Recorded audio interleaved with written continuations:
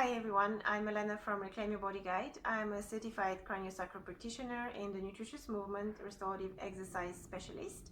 And in today's video, I'm going to show you a setup for a spinal twist, for a seated spinal twist.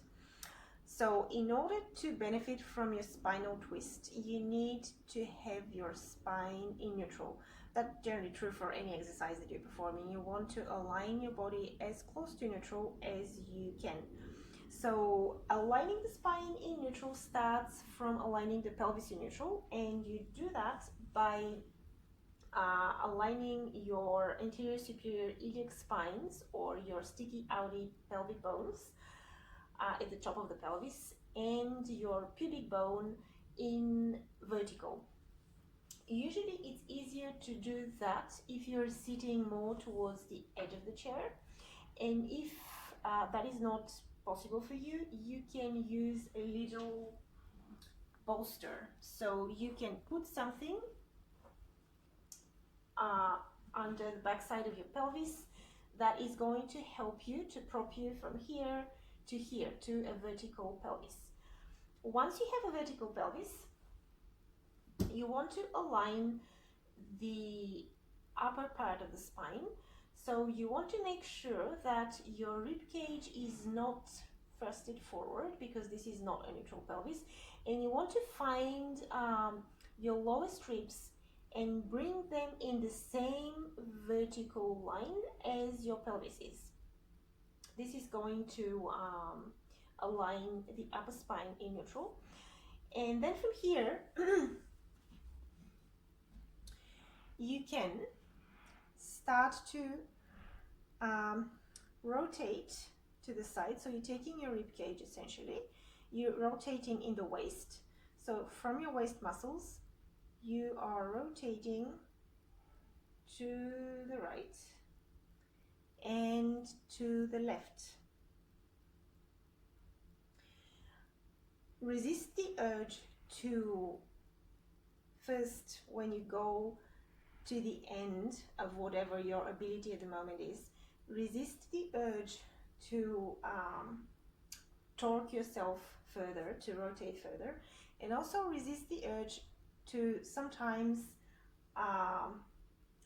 displace the ribs, so thrust the ribs at the end of the twist in order to get the sense or appearance of having a greater range of motion. So sometimes people do that. And also for now, don't move the head.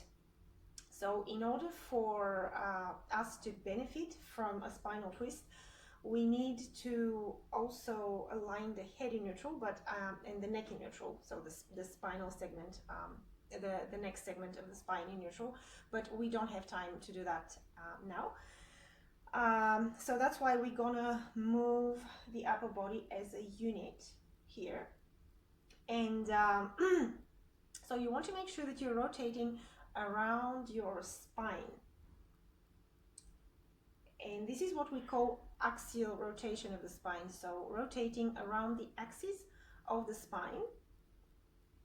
Make sure that your ribs are very, very stable at the end of the movement, and they don't do this. So stable ribs. And just rotating from side to side.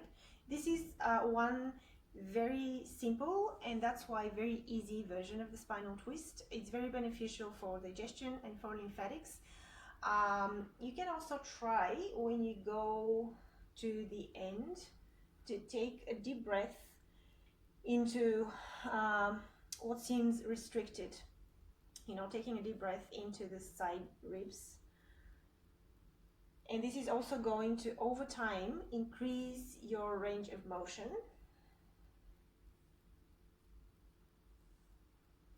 And the good thing is that you can, of course, do that while you're working, or while you know, in your computer, you take a little movement break.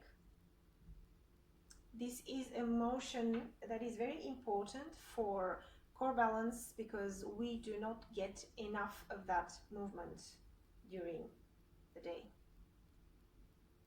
And of course, when you go to your full range of motion, whatever it is available to you at the moment.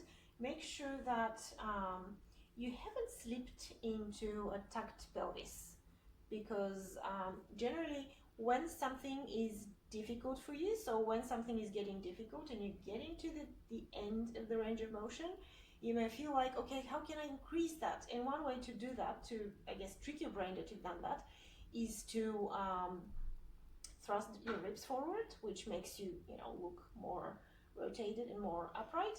And also the other thing to, some people can do is to just go out of that neutral pelvis, because it's just so much easier, and it may appear that I twist so much more when I am with a pelvis that is tipped.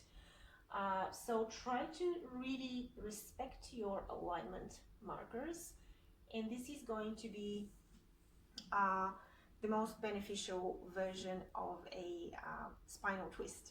Thanks.